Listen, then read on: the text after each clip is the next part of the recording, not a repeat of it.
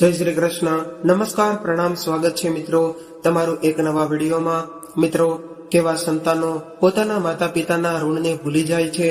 તો મિત્રો, એવું કહેવાય છે કે આ સંસારમાં અમુક સંતાનો પોતાની માની કુંખમાં બોજ બનીને આવે છે અને ધરતી પર હંમેશા બોજ બનીને રહે છે. એક માં જ્યારે બાળકને જન્મ આપે છે ત્યારે એ માનો પણ બીજો જન્મ થાય છે અને એ સમયે માએ ખબર નથી રહેતી કે બાળકને જોવા માટે આ દુનિયા જીવતી રહેશે કે નહીં. એક બાળકને જન્મ આપતી વખતે માતા અસહનીય કષ્ટ સહન કરે છે અને સાથે સાથે માં પોતાની સુંદરતાને પણ નષ્ટ કરી દે છે અને ત્યારબાદ દુઃખ અને તકલીફ ઉઠાવીને જીવનભર પોતાના સંતાનનું પાલન પોષણ કરતી રહે છે. માં પોતાના હિસ્સાનું બધું જ સુખ પોતાના સંતાનો પર કુરબાન કરે છે. કદાચ ઘરમાં ભોજન ઓછું હોય તો સ્વયં ન ખાય અને પોતાના બાળકોને ખવડાવે છે. પોતાના સંતાનોને કોઈ દુઃખ હોય તો પહેલા તો માં દુઃખી થાય છે અને સંતાનોના દુઃખને મટાવવા માટે દરેક પ્રકારનો પ્રયાસ કરે છે અને એના ખુશહાલ જીવનની કામના કરે છે. માં જ્યાં સુધી જીવિત હોય છે ત્યાં સુધી પોતાના સંતાનોનું હંમેશા ભલું કરે છે અને કદાચ એ જ સંતાન મોટા થઈને પોતાની માને ભૂલી જાય તો એવા સંતાનોને તમે શું કહેશો? અમારા હિસાબથી તો આવા સંતાનો આ દુનિયામાં બોજ સિવાય બીજું કંઈ પણ નથી આવી જ રીતે એક પિતાનો ત્યાગ પણ સંતાનો માટે અદ્ભુત હોય છે. પિતાજી જીવનભર મહેનત મજૂરી કરે છે, બીજાની ગુલામી કરીને દુઃખ અને તકલીફો ઉઠાવીને પોતાના બાળકોનું ભરણ પોષણ કરે છે, પોતાના સંતાનોને સારું શિક્ષણ અપાવે છે અને એને લાયક બનાવે છે. પોતાના સંતાનોના સુંદર ભવિષ્યને સપના જોવે છે અને એ જ સંતાનો જ્યારે સફળ થાય ત્યારે એ પિતા ખૂબ જ ખુશ થાય છે અને કદાચ એ જ સંતાનો આગળ જઈને એને ભૂલી જાય અને એને ઓળખવાની ના પાડે તો એવા સંતાનોને તમે શું કહેશો? આવા સંતાનોએ તો બળીને મરી જવું જોઈએ. તો મિત્રો, આપણી આજની કહાની પણ એક એવા વિષય પર છે કે એક દીકરો કેવી રીતે ઓળખવાની ના પાડી દીધી ત્યાં સુધી કે પોતાના માતા પિતાને ભૂલી ગયો અને ધક્કો મારીને સમાજની સામે અપમાનિત કરવા લાગ્યો. મિત્રો, આ કહાની ખરાબ માનસિકતાને ઉજાગર કરે છે. તો મિત્રો, મારી તમને વિનંતી છે કે થોડો સમય કાઢીને આ કહાની અંત સુધી જરૂરથી સાંભળજો અને જો કહાની પસંદ આવે તો વિડીયોને લાઈક કરીને વધુમાં વધુ શેર કરજો અને તમે આવી જ અવનવી કહાની સાંભળવા માંગતા હોય તો આ ચેનલને સબસ્ક્રાઇબ કરવાનું જરૂરથી ન ભૂલશો તથા કોમેન્ટ બોક્સમાં સાચી શ્રદ્ધાથી હર હર મહાદેવ લખી દેજો જેથી ભગવાન ભોલેનાથની કૃપા હંમેશા આપણા સૌ પર બની રહે. મિત્રો, આ કહાની એક એવા વ્યક્તિની છે જે ખૂબ જ ગરીબ હતો અને શહેરમાં રિક્ષા ચલાવીને પોતાના પરિવારનું ભરણ પોષણ કરતો હતો. તે વ્યક્તિનું નામ મગનભાઈ હતું અને તેમની પત્નીનું નામ અલકા હતું. તેને નિખિલ નામનો એક દીકરો હતો અને મગનભાઈ પોતાની પત્ની અને દીકરા સાથે એક નાના એવા ઘરમાં રહેતા હતા. તેમનો દીકરો સ્કૂલે જતો અને મગનભાઈ શહેરમાં રિક્ષા ચલાવીને પોતાના પરિવારનું ભરણ પોષણ કરતા અને તેમના દીકરાની સ્કૂલની ફી ભરતા. એને એક જ દીકરો હતો એટલા માટે એ કંઈ પણ કરીને પોતાના દીકરાને ખૂબ જ ભણાવવા માંગતા હતા અને એવું સપનું હતું કે પોતાના દીકરાને એટલો ભણાવીશું કે ભણી ગણીને દીકરો એક સફળ વ્યક્તિ બને અને એનું ગરીબીનું જીવન એમણે જોયું હતું એવું જીવન પોતાના દીકરાને ન જોવું પડે અને સંતાનો જ્યારે સફળ થાય ત્યારે માતા પિતા ખૂબ જ ખુશ થાય છે. દરેક માતા પિતાનું એવું સપનું હોય છે કે અમારા સંતાનો એવું કામ કરે કે અમારું માથું ગર્વથી અને અમે નિસંકોચ થઈને કહી શકીએ કે આ અમારો દીકરો છે. મગનભાઈએ પણ પોતાના દીકરાને ભણાવવા ગણાવવામાં કોઈ કમી નહોતી રાખી. આખો દિવસ રિક્ષા ચલાવીને જે પૈસા મળતા હતા એ બધા જ રૂપિયા તે દીકરાને ભણાવવા માટે ખર્ચો કરતા હતા. અલકાબેન પણ પોતાના દીકરાને તૈયાર કરીને રોજ સ્કૂલે મૂકવા જતા હતા. કદાચ દીકરો ક્યારેક ખાધા વગર સ્કૂલે જતો રહેતો અથવા તો ખાવાનું ટિફિન કરે ભૂલી જતો. એ દિવસે અલકાબેન અને મગનભાઈ પણ આખો દિવસ ભૂખ્યા રહેતા. તો મિત્રો, આવી રીતે મગનભાઈ અને અલકાબેન પોતાના પેટે પાટા બાંધીને પોતાના દીકરાને ભણાવતા હતા. દીકરો ભણવામાં પણ ખૂબ જ હોશિયાર હતો. ત્યારે તે માતા પિતા એવું વિચારી રહ્યા હતા કે અમારો દીકરો આગળ જઈને અમારું નામ રોશન કરશે. ત્યારે મગનભાઈને રિક્ષા ચલાવીને એટલી કમાણી પણ નહોતી થઈ રહી કે તે પોતાના દીકરાના ભણતરનો બધો ખર્ચો ઉઠાવી શકે, કેમ કે એમાંથી પોતાના ઘરનું ગુજરાન ચલાવવું પડતું. એટલે મગનભાઈ બીજા પાસેથી પૈસા ઉછીના ઉધાર લઈને દીકરાની ફી ભરી દેતા. આવી રીતે ધીરે ધીરે તેમના દીકરાએ 12 ધોરણ પૂરા કર્યા અને 12મા ધોરણમાં એમના દીકરાએ આખા જિલ્લામાં બીજું સ્થાન હાંસલ કર્યું. આ જોઈને એના માતા પિતા બંને ખૂબ જ ખુશ થયા, કારણ કે હવે એને પોતાના દીકરાનું ભવિષ્ય દેખાઈ રહ્યું હતું. પરંતુ આ બધું એના સહયોગ વગર સંભવ હતું નહીં. હવે આગળનું ભણતર માટે દીકરાને બીજા શહેરમાં મોકલી દીધો અને એક પ્રખ્યાત કોલેજમાં એનું એડમિશન કરાવી દીધું. આ કોલેજમાં હંમેશા અમીર લોકોના સંતાનો ભણતા હતા, કેમ કે એની ફી મોંઘી હતી. પરંતુ મગનભાઈએ વિચાર્યું હતું કે કદાચ ગમે એ થઈ જાય તો પણ મારે મારા દીકરાને આ કોલેજમાં જ ભણાવવો છે. હવે તો મગનભાઈ દિવસ રાત એક કરીને પૈસા કમાઈને પોતાના દીકરાના ભણતરનો ખર્ચો ઉઠાવતા હતા અને દીકરાને એમણે ક્યારેય એવું મહેસૂસ નહોતું થવા દીધું કે એનો પિતા આટલા પૈસા ક્યાંથી લાવે છે. મગનભાઈ આ પૈસામાં થોડા પૈસા પોતાની રિક્ષામાંથી કમાતા હતા અને એમાં ઓછા પડતા તો ક્યારેક એ બીજા પાસેથી વ્યાજ પણ ઉછીના ઉઠાવી લેતા. અને મિત્રો, તેમનો દીકરો નિખિલ જે કોલેજમાં ભણતો હતો એ કોલેજમાં ધનવાન લોકોના દીકરાઓ ભણતા હતા. કદાચ કોઈ ગરીબનો દીકરો આ કોલેજમાં ભણવા માટે આવતો તો અમીરોના દીકરા તેને પરેશાન કરતા રહેતા, તેમજ તેમની મજાક ઉડાવતા અને એવું કહેતા હતા કે તું ક્યાં અહીંયા અમારી બરાબરી કરવા માટે આવી ગયો છે. તમે લોકો ગરીબ છો અને ગરીબ લોકોએ આટલા ઊંચા સપના ન જોવા જોઈએ. એક દિવસ નિખિલ પોતાના મિત્રો સાથે બેઠો હતો ત્યારે એણે જોયું કે એક ગરીબ છોકરાને સ્કૂલના બીજા છોકરાઓ પરેશાન કરતા હતા. એ લોકો એની સાથે મારપીટ કરી રહ્યા હતા અને એવું કહી રહ્યા હતા કે તું અહીંયાથી ભાગી જા. ત્યારે નિખિલે એની બાજુમાં બેસેલા એક છોકરાને પૂછ્યું કે આ બધા સાથે મળીને પેલા છોકરાને શા માટે પરેશાન કરી રહ્યા છે? શું એણે એનું કંઈ ચોરી લીધું છે? ત્યારે એક છોકરાએ નિખિલને કહેવા લાગ્યો કે એણે કંઈ ચોર્યું નથી. એ છોકરો ગરીબ છે અને કોઈ ગરીબ છોકરો અમારી સાથે ભણે એ અમને પસંદ નથી. કોઈ ગરીબ છોકરો અહીંયા ભણવા આવે તો આ છોકરાઓ એને આવી રીતે જ પરેશાન કરે છે. ગરીબોને એની ઓકાત બતાવવા માટે જ અમે એને પરેશાન કરીએ છીએ, જેનાથી આ ગરીબો અમારી નકલ ન કરે અને અમારી બરાબરી ન કરે. ત્યારે નિખિલ કહેવા લાગ્યો કે અરે મિત્રો, તમે કેવી વાતો કરો છો? કદાચ કોઈ અમીર હોય કે ગરીબ હોય, ભણવાનો અધિકાર તો બધાને હોય છે. વિદ્યા ક્યારેય કોઈ સાથે ભેદભાવ નથી કરતી. તો આ તો ગરીબ છે, હું એની પાસે નહીં જાઉં, અથવા તો આ અમીર છે તો હું આની પાસે જ રહીશ. જ્યારે વિદ્યા ભેદભાવ નથી કરતી તો પછી તમે લોકો શા માટે ભેદભાવ કરો છો? તમને ખબર છે કે અહીંયા સુધી આવવા માટે એ ગરીબ બાળકે કેટલો સંઘર્ષ કર્યો હશે. હવે એ જેમ તેમ કરીને અહીં સુધી પહોંચી ગયો છે, તો તમે લોકો એને સારી રીતે રહેવા નથી દેતા. ત્યારે નિખિલની આવી વાત સાંભળીને પેલો છોકરો કહેવા લાગ્યો કે અરે ભાઈ, તને આટલું બધું દર્દ શા માટે થઈ રહ્યું છે? ક્યાંક તું પણ ગરીબ નથી ને? ત્યારે નિખિલે જોયું કે આ લોકો ગરીબો સાથે સારો વ્યવહાર નથી કરતા અને કદાચ હું આને કહીશ કે હું ગરીબ છું તો આ લોકો મારી સાથે પણ આવો અત્યાચાર કરવા લાગશે.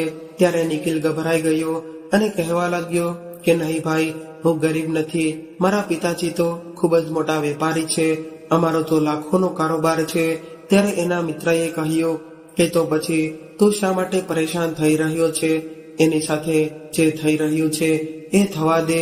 કદાચ એની સાથે આવો વ્યવહાર નહીં કરવામાં આવે તો આ કોલેજ આવા ગરીબ લોકોથી ભરાઈ જશે. મિત્રો, આવી રીતે નિખિલ આ કોલેજમાં રહીને અમીરોના મુખેથી ગરીબો માટે રોજ રોજ ઉલટી સીધી વાતો સાંભળતો હતો અને જેનાથી એને પોતાના માતા પિતાથી નફરત થવા લાગી હતી. હવે તો નિખિલ રોજ રોજ ભગવાનને એવું કહેતો કે તમે મને આવા ગરીબ ઘરમાં શા માટે જન્મ આપ્યો. ત્યારે નિખિલ પાસે એક નાનો એવો ફોન હતો જે એના પિતાજીએ કોલેજ આવતા સમયે એને આપ્યો હતો અને કોઈ એને ગરીબ ન સમજે એટલા માટે નિખિલે ફોન પોતાના રૂમમાં છુપાવીને રાખતો હતો અને નિખિલ ક્યારેય આ ફોનને પોતાના મિત્રો સાથે જતો નહોતો.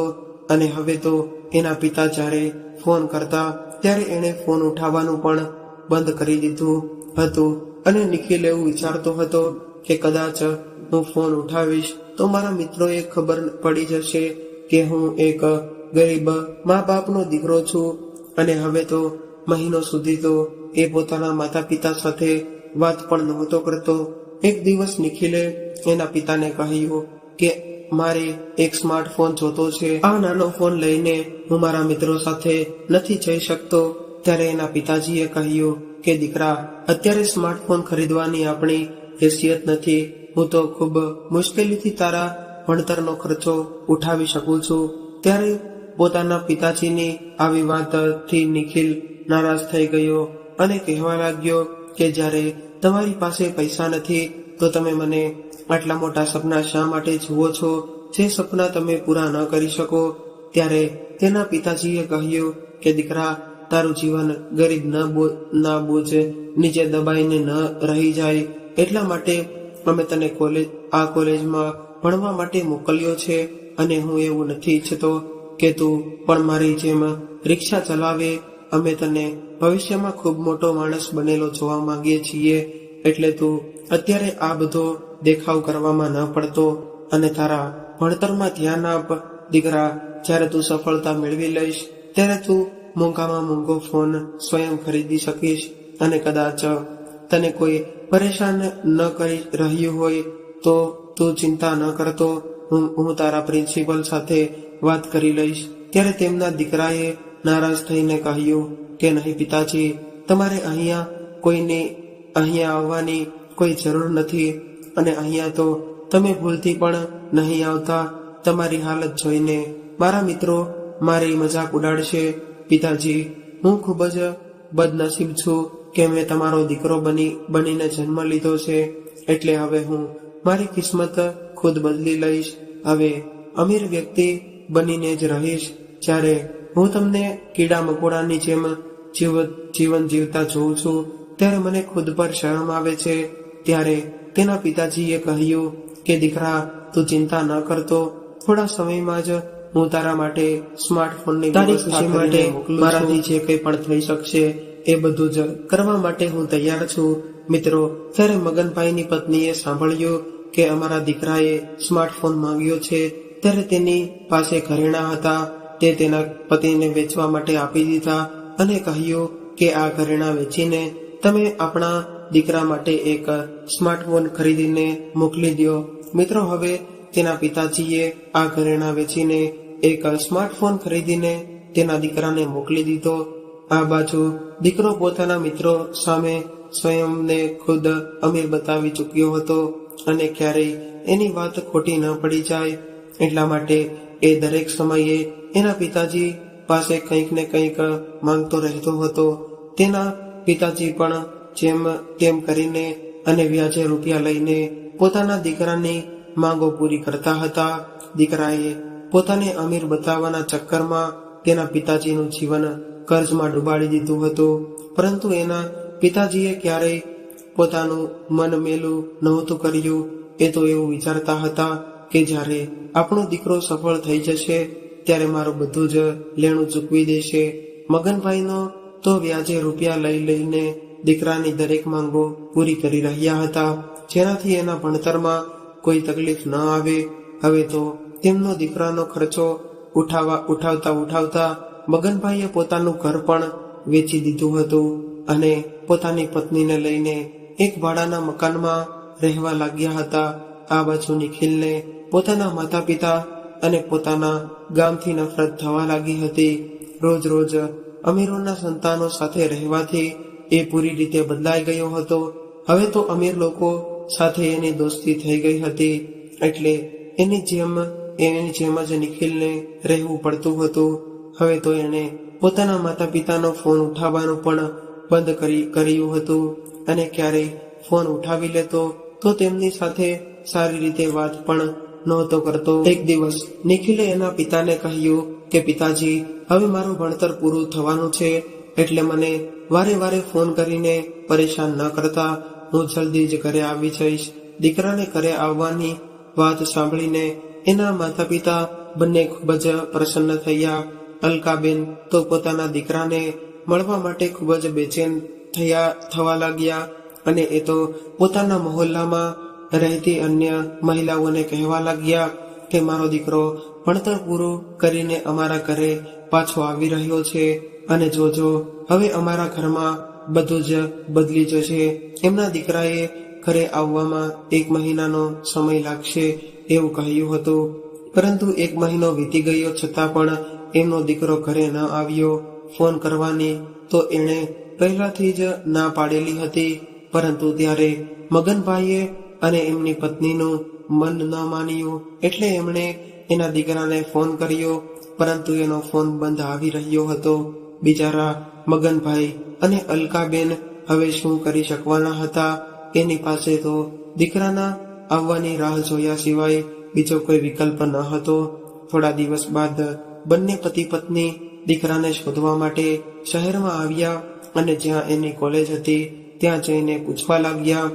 ત્યારે એને ખબર પડી કે તેમના દીકરાને તો નોકરી મળી ગઈ છે અને એ આ શહેરમાં રહીને જ નોકરી કરી રહ્યો છે.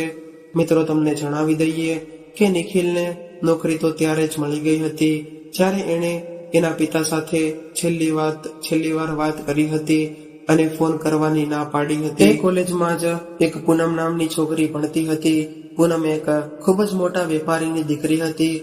ત્યારે એને નિખિલ સાથે પ્રેમ થઈ ગયો હતો અને પૂનમે જ પોતાના પિતાને કહીને નિખિલને પોતાની કંપનીમાં નોકરી અપાવી હતી અને નિખિલ પોતાની નોકરીમાં વ્યસ્ત થઈ ગયો હતો અને માતા પિતાને ભૂલી ગયો હતો અને એ પણ એવું ચાહતો હતો કે મારા માતા પિતા હવે મને ક્યારેય યાદ ન કરે. એને પોતાના માતા પિતાની ગરીબ હાલતની નફરત હતી, પરંતુ એ પોતાના માતા પિતાને કોઈ વાત જણાવવા નહોતો માંગતો.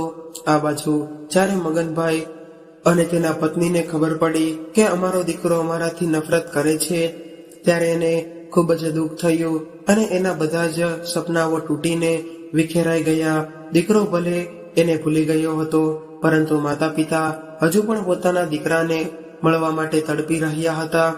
ત્યારબાદ એમણે નક્કી કર્યું કે હવે અમે આ શહેરમાં રહીને જ રિક્ષા ચલાવીને પૈસા કમાવીશું, કેમ કે નિખિલના પિતાજી ઉપર ઘણું બધું લેણું થઈ ગયું હતું. એટલે તેમણે એવું વિચાર્યું કે અહીંયા રહીને પૈસા કમાઈને લેણું ચૂકવતા રહીશું અને ભગવાનની દયા થશે તો ક્યારેક પોતાના દીકરાને મળી શકીશું. આવું વિચારીને મગનભાઈ અને અલકાબેન આ શહેરમાં રહેવા લાગ્યા અને ગામડામાં એનું ઘર હતું એ એણે પહેલાથી જ વેચીને પૈસા દીકરાના ભણતરમાં લગાવી દીધા હતા. એટલા માટે ત્યાંની એને કોઈ લોભ લાલચ રહી ન હતી. ત્યારબાદ માતા પિતા આ શહેરમાં જ એક રૂમ ભાડે રાખીને રહેવા લાગ્યા અને હવે મગનભાઈ રિક્ષા ચલાવીને મહિનામાં જેટલા રૂપિયા ભેગા કરતા હતા એ લઈને એની પાસેથી પૈસા વ્યાજે લીધેલા હોય તેને આપતા હતા. માતા દીકરાના વિરહમાં પાગલ થઈ ગઈ હતી અને એ સરખી રીતે ખાતી પીતી પણ ન હતી. એ દરેક વખત સમયે પોતાના દીકરાને યાદ કરતી રહેતી અને મગનભાઈએ પણ પોતાના દીકરાને ઘણી વખત ફોન લગાવ્યો, પરંતુ એણે એક વખત પણ એનો ફોન ન ઉઠાવ્યો. દીકરાની ચિંતામાં અલકાબેન બીમાર પડી ગયા અને એ બીમારીમાં એનું અવસાન થઈ ગયું. હવે મગનભાઈ બિલકુલ એકલા પડી ગયા હતા અને એની બધી જ ઈચ્છાઓ સમાપ્ત થઈ ગઈ હતી. ત્યારે મગનભાઈ ભારે પર લેણું હતું. તેમના માટે વૃદ્ધાવસ્થા પણ એને રિક્ષા ચલાવવી પડતી હતી. એ આખો દિવસ રિક્ષા ચલાવતા હતા અને સાંજે ખાઈ પીને સૂઈ જતા અને રિક્ષા ચલાવીને મહિને જેટલા પૈસા ભેગા થતા એ પૈસા લઈને લેણદારોને ચૂકવવાનું લેણું ચૂકવતા રહેતા અને લેણદારોને પણ મગનભાઈની આવી હાલત પર દયા આવતી હતી. ત્યારે એ લોકો એવું કહેતા કે મગનભાઈ, તમે હવે ખૂબ જ કમજોર થઈ ગયા છો, તો આ ઉંમરે તો તમે લોકો આરામ કરે છે. આ ઉંમરમાં તો લોકો આરામ કરે છે અને તમે આખો દિવસ કામ કરો છો અને તમારું લેણું ચૂકવો છો. આ બધું કેવી રીતે કરી શકો છો? ત્યારે મગનભાઈ કહેવા લાગ્યા કે મારી જીવવાની બધી ઈચ્છાઓ પહેલા જ મરી ગઈ છે, પરંતુ તમારા લેણાના લીધે મારે જીવવું પડે છે. હું એવું વિચારું છું કે મારા મૃત્યુ પહેલા મેં જેના પાસેથી પૈસા લીધા છે એ બધા જ પૈસા ચૂકવી દઉં. ત્યારે એ લોકોએ કહ્યું કે મગનભાઈ, તમે ખૂબ જ ઈમાનદાર વ્યક્તિ છો, અમને તમારા પર દયા આવે છે. આ ઉંમરમાં પણ તમે મહેનત કરીને તમારું લેણું ચૂકવી રહ્યા છો. તમારી અવસ્થા અને તમારી મહેનત જોઈને અમે તમારું લેણું માફ કરીએ છીએ. ત્યારે એક વ્યક્તિએ કહ્યું કે મારી પાસે તમારા માટે એક કામ છે. એ કામ કરીને તમને રહેવા માટે સારી જગ્યા મળશે અને પૈસા પણ મળશે અને તમને કોઈ પણ પ્રકારનું કષ્ટ પણ નહીં થાય. ત્યારે મગનભાઈએ પૂછ્યું કે શેઠજી, એવું શું કામ છે જે મારા લાયક હોય? ત્યારે શેઠજી કહેવા લાગ્યા કે મગનભાઈ, તમે જે શહેરમાં રહો છો એ શહેરમાં જ મારો એક બિઝનેસમેન મિત્ર રહે છે અને એને તમારા જેવા વિશ્વાસુ ડ્રાઈવરની જરૂર છે અને મને એવું લાગે છે કે એના ડ્રાઈવર બનવા માટે તમે સંપૂર્ણ રીતે યોગ્ય છો. કદાચ તમે આ નોકરી કરવા માંગતા હોય તો હું એને ફોન કરીને જણાવી દઉં છું. ત્યાં તમારે રહેવા અને જમવા માટેની પરેશાની નહીં રહે. મિત્રો, આવી વાત સાંભળીને મગનભાઈ વિચારવા લાગ્યા કે મારે આ કામ જરૂર કરવું જોઈએ અને ત્યારબાદ મગનભાઈ આ કામ કરવા માટે રાજી થઈ ગયા. એટલે શેઠજીએ મગનભાઈને શહેરમાં એના મિત્રના ઘરે મોકલી દીધા અને મગનભાઈ એના ઘરે રહેવા લાગ્યા. થોડા સમય રહ્યા બાદ મગનભાઈના અને એના માલિકના સંબંધ સારા થઈ ગયા. હવે એના માલિક પણ મગનભાઈને ખૂબ જ સારી રીતે રાખવા લાગ્યા હતા. એના શેઠ તો મગનભાઈ પર ખૂબ જ વિશ્વાસ કરતા હતા અને મગનભાઈને પણ ઘરમાં રહીને ક્યારેય પરાયાપણું ન લાગ્યું. હવે એના માલિકને એક દીકરી હતી. એ મગનભાઈ સાથે ખૂબ જ હળી મળી ગઈ હતી. એ દીકરી એને મગન કાકા કહીને કહેતી હતી અને એને ખૂબ જ પ્રેમ કરતી હતી. એ દરેક સમયે મગન કાકાને પરેશાન કરતી રહેતી કે કાકા મને અહીંયા લઈ જાઓ, કાકા મને ત્યાં લઈ જાઓ. મગનભાઈ પણ એને દીકરીની જેમ જ રાખતા હતા. એક દિવસ મગનભાઈ એના માલિકને લઈને એની ઓફિસે જઈ રહ્યા હતા. ત્યારે રસ્તેમાં એના શેઠજી એ મગનભાઈને પૂછ્યું કે મગનભાઈ, મને એટલો ટાઈમ નથી મળતો કે હું તમારી સાથે થોડી વાતચીત કરી શકું, પરંતુ તમે તમારા વિશે ક્યારેક મને જણાવ્યું નથી. ફક્ત એટલું જ કહ્યું છે કે તમારી પત્નીનું અવસાન થઈ ગયું છે, તો શું તમારે કોઈ દીકરા દીકરી નથી? ત્યારે મગનભાઈ કહેવા લાગ્યા કે માલિક, મારો એક દીકરો હતો, પરંતુ હવે એનો કોઈ પતો નથી. આવી રીતે મગનભાઈએ પોતાના જીવનની આખી કહાની એના માલિકને જણાવી દીધી અને કહેવા લાગ્યા કે એનું ગળું રૂંધાઈ ગયું.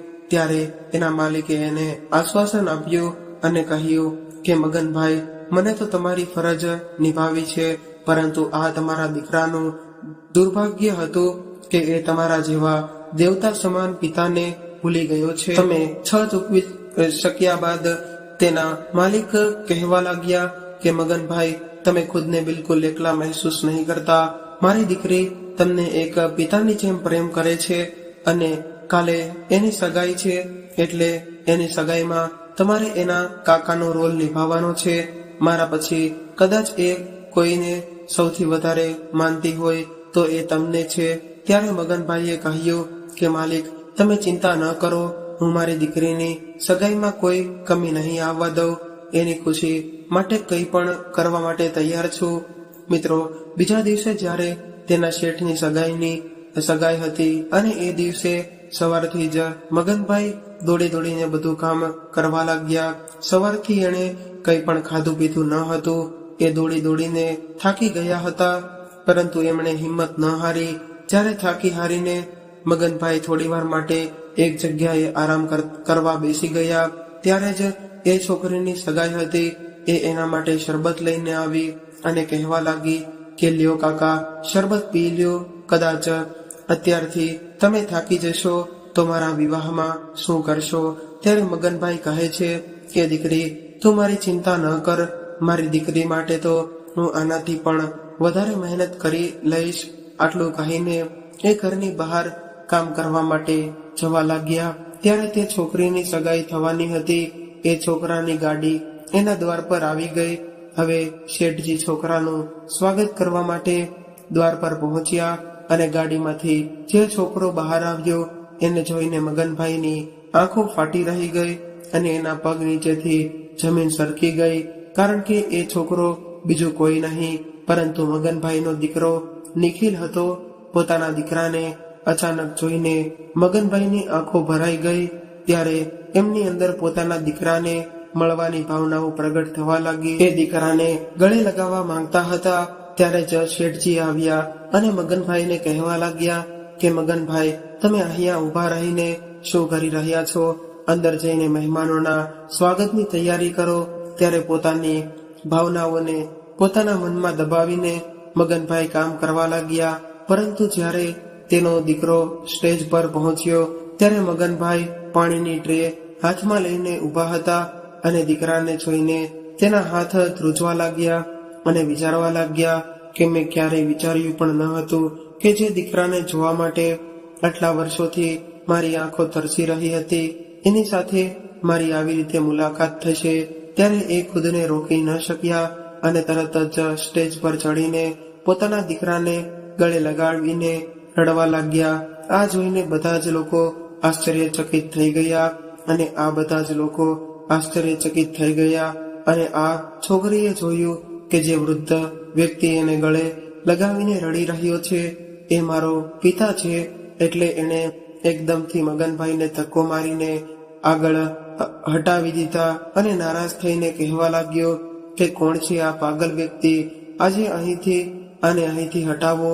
કોણ જાણે આને કેવા પાગલ લોકોને નોકરી પર રાખ્યા છે.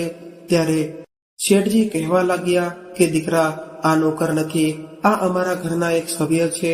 આ પૂનમના કાકા છે. એમનો દીકરો એને છોડીને જતો રહ્યો છે અને એ પોતાના દીકરાને જોવા માટે તડપી રહ્યા છે.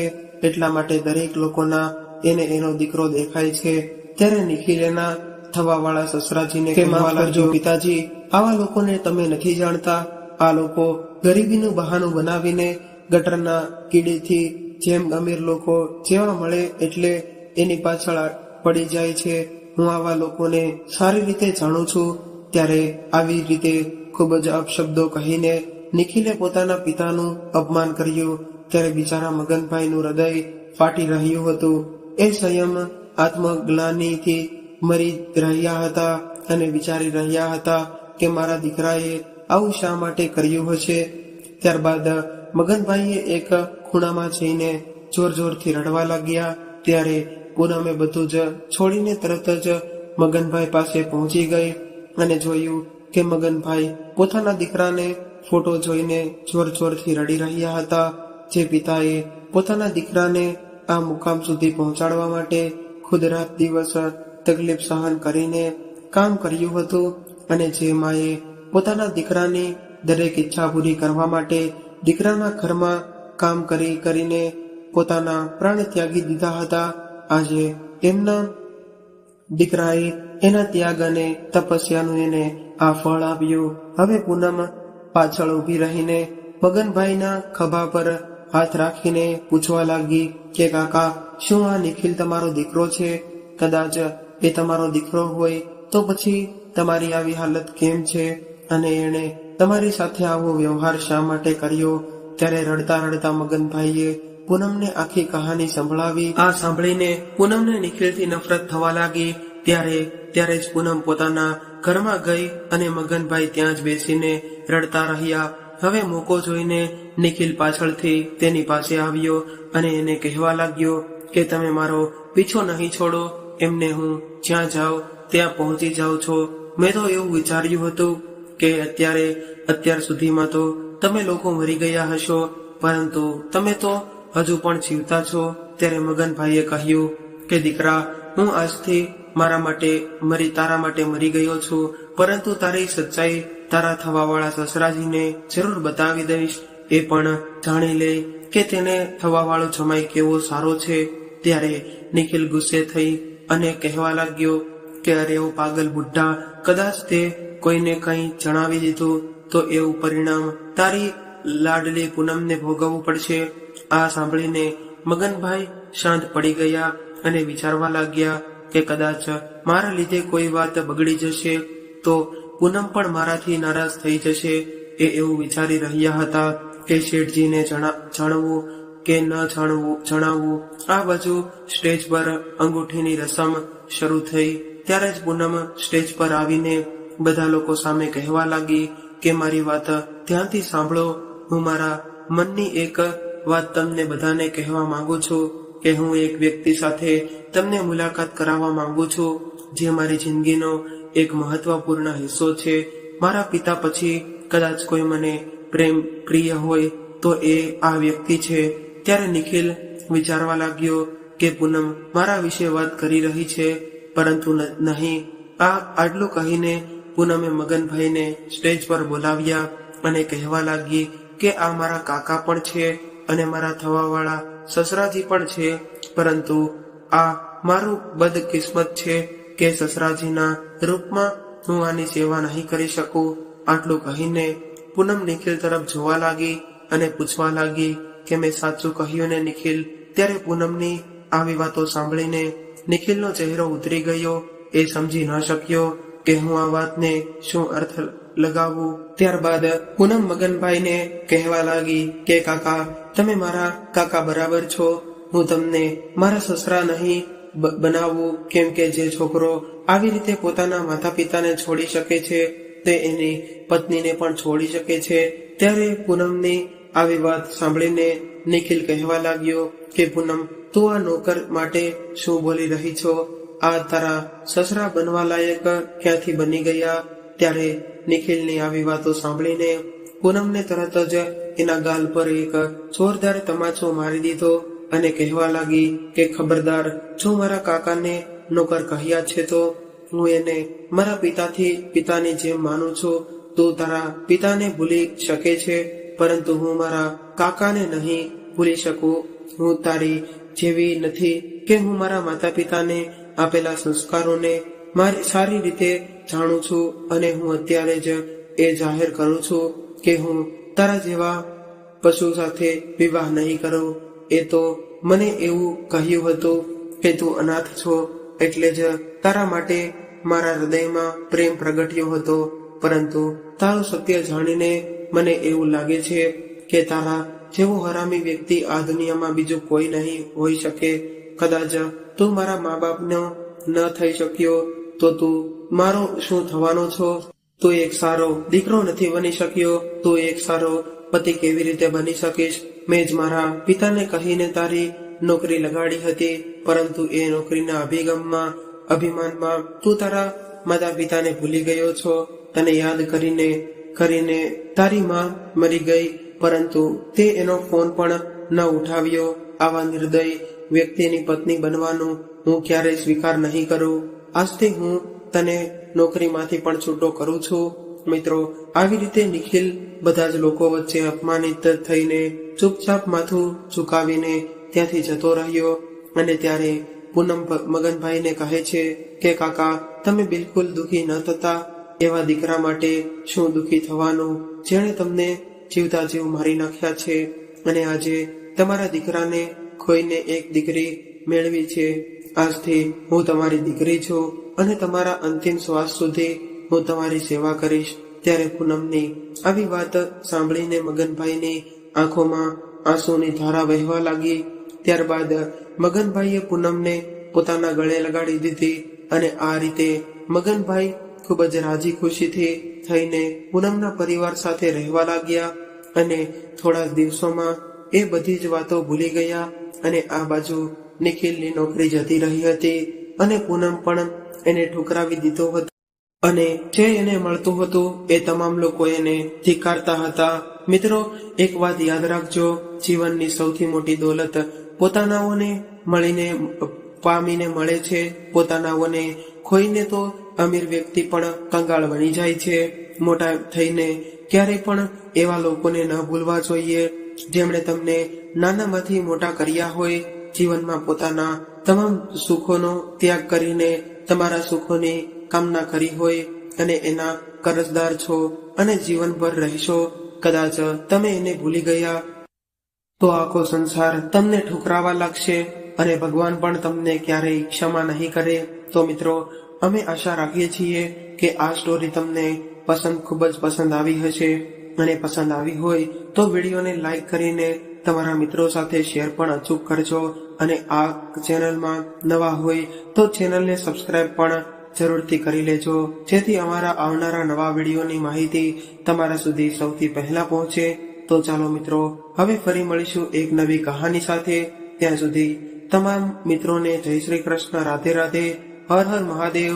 આ કહાનીને પૂરેપૂરી સાંભળવા માટે તમારો ખૂબ ખૂબ આભાર.